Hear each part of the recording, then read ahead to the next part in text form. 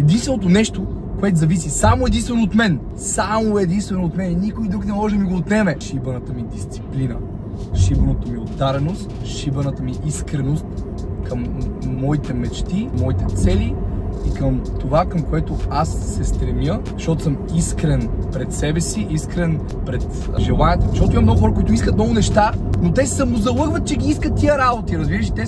Тя ги кефи идеята да го получат, но не идеята да го живеят. Когато си искрен пред себе си за собствените си желания, единственото нещо, което ви разделя от вас и вашите мечти, са дисциплината и характера ви.